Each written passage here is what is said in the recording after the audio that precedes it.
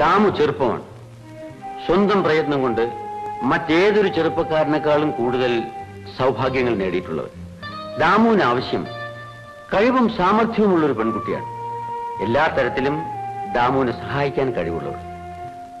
മിനിക്കുട്ടിക്ക് അതിനുള്ള കഴിവോ യോഗ്യതയോ ഉണ്ടെന്ന് ഞാൻ വിശ്വസിക്കുന്നില്ല. എനിക്ക് വേണ്ടത് മിനിക്കുട്ടിയാണ് സർ. ആ തോന്നൽ ഈ വീട്ടിനോട് ഒരുപക്ഷെ പ്രത്യേകിച്ച് എന്നോടുള്ള സ്നേഹം കൊണ്ടാവാം, പ്രായത്തിന്റെ അതിഭാവുകതയുമാവാം. ഇല്ല മാസ്റ്റർ, ഞാൻ വളരെ ആലോചിച്ചുറപ്പിച്ച തീരുമാനമാണ്. മാസ്റ്ററിന്റെ അനുവാദവും അനുഗ്രഹവും ഉണ്ടെങ്കിൽ ജീവിതത്തിൽ ഞാൻ എല്ലാം നേടിക്കഴിയും.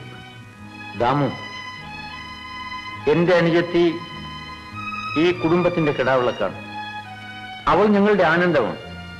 പക്ഷേ അവളൊരു ദുഃഖവുമാണ്. ആരുമാരുമില്ലാത്ത ദാമുവിന്റെ ചുമലിൽ നാവ് പൊങ്ങാത്ത എന്റെ അനിയത്തിയെ കെട്ടിവെക്കാൻ ഞാൻ ആഗ്രഹിക്കുന്നില്ല. എനിക്ക് ആരുമാരുമില്ലെന്ന് ആര് പറഞ്ഞു? മാസ്റ്ററും അമ്മയും മിനിക്കുട്ടിയും. ഞങ്ങളുടെ സ്നേഹം എന്നും ഉണ്ടാകും. പക്ഷെ അതുകൊണ്ടായില്ലല്ലോ.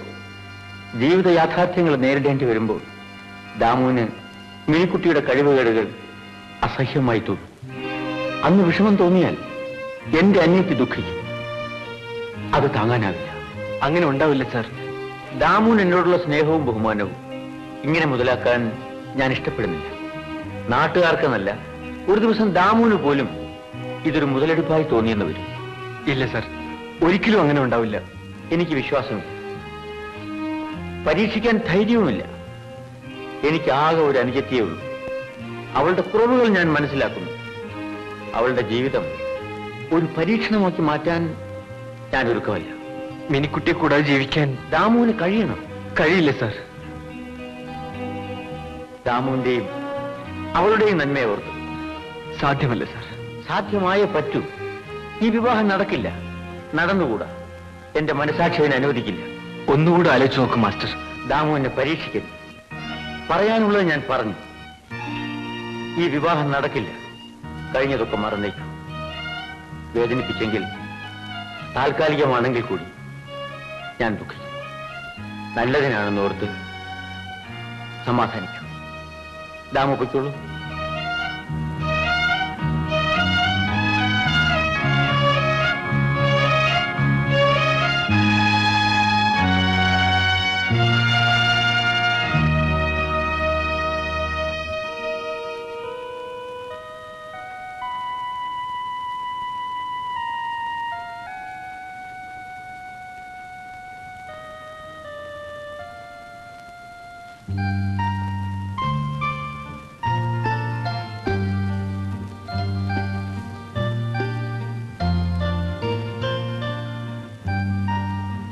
ഞാൻ ആഗ്രഹിക്കാൻ പാടില്ലാത്തതായിരുന്നു.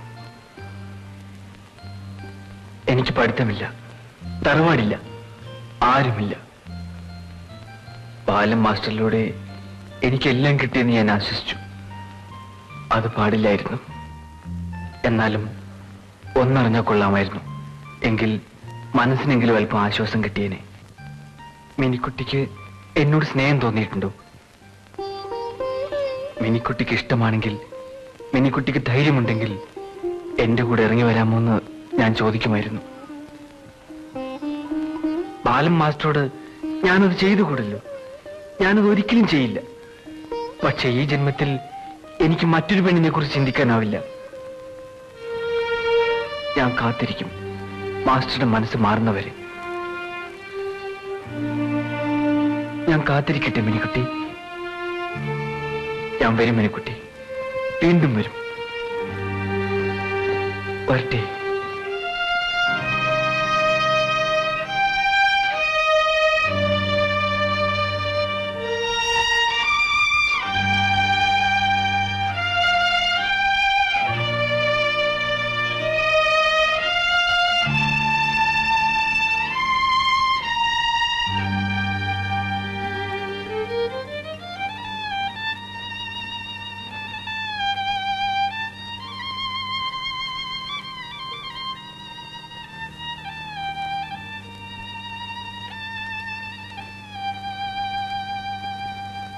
എന്താ ബാല നീ കാട്ടിയത്? എന്താണ്? ഇതിലും നല്ലൊരു ബന്ധം ഇനി കിട്ടുമോ? അത് പാടില്ലമ്മേ. അവൻ ആരുമില്ല. അവന് വേണ്ടത് എല്ലാ വിധത്തിലും പ്രാപ്തിയുള്ള ഒരു പെണ്ണിനെയാണ്. അത് നീ മാത്രം നിശ്ചയിച്ചാൽ പോരല്ലോ. അമ്മേ, അതേടാ, വല്ലതും സംഭവിച്ചു പോയാൽ നീ മാത്രമായിരിക്കും ഉത്തരവാദി. എന്ത് സംഭവിക്കാനമ്മേ? എന്ത് സംഭവിക്കാനെന്നും ഞാൻ നോക്കുമ്പോ അവനും അവളും കൂടെ വേലിക്കൽ നിന്ന് കരയുന്നു. മിനിക്കുട്ടിയോ? എന്റെ അനിയത്തിയോ? അനിയത്തിയാണെന്ന് പറഞ്ഞ് എന്നും ചുമലിൽ വെച്ച് നടക്കാമെന്നായിരിക്കും. എന്നതാണെന്ന് അറിയണമല്ലോ. നിർത്ത. ഇനി കൂട്ടിച്ചോദ്യം വഴക്കോ ഒന്നും വേണ്ട. നിനക്ക് നാട്ടുകാര്യമേ അറിയാവൂ, വീട്ടുകാരിയോ അറിയില്ല, സ്വന്തം കാര്യവും അറിയില്ല.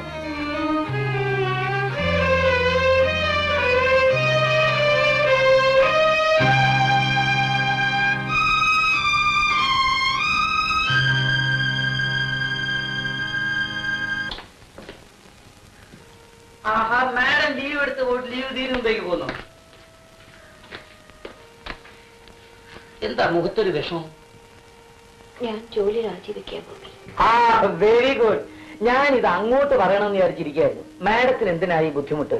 വല്ല കൊള്ളാവുന്ന തമ്പുരാനെയോ തമ്പി അദ്ദേഹത്തിനെയോ വല്ലതും കല്യാണം കഴിച്ച് ഒരു 2-3 കുട്ടികളൊക്കെ സുഖമായിട്ടിരിക്കണം. ജോലിയുടെ കാര്യം അത് കല്യാണം കഴിക്കുന്ന തമ്പുരാനോ തമ്പി അദ്ദേഹമോ നോക്കട്ടെ. റെസിഗ്നേഷൻ എഴുതി അയച്ചാൽ മതിയായിരുന്നല്ലോ മാഡം.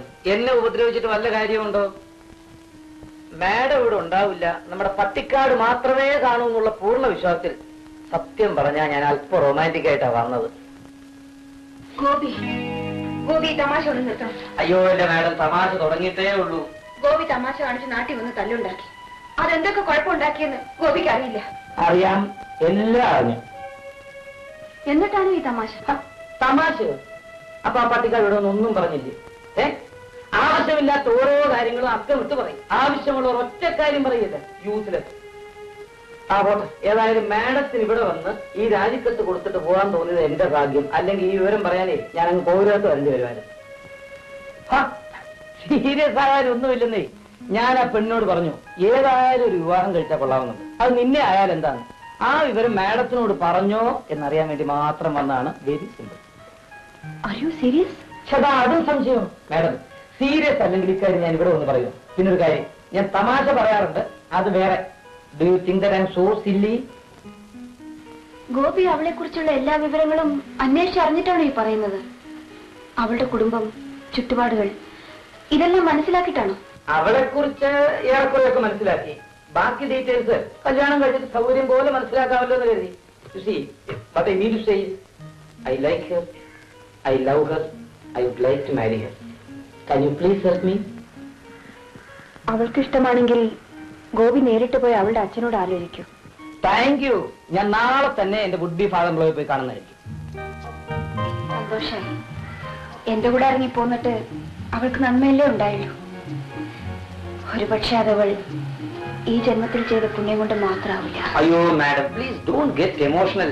പെണ്ണിന് ഇഷ്ടമാണോ എന്ന് അറിഞ്ഞില്ലല്ലോ. ഞാൻ ചോദിച്ചു, നോ റിപ്ലൈ. അമ്മണി, ചേച്ചിക്ക് അച്ഛന് ഇഷ്ടമാണെങ്കിൽ എന്തെന്നാ?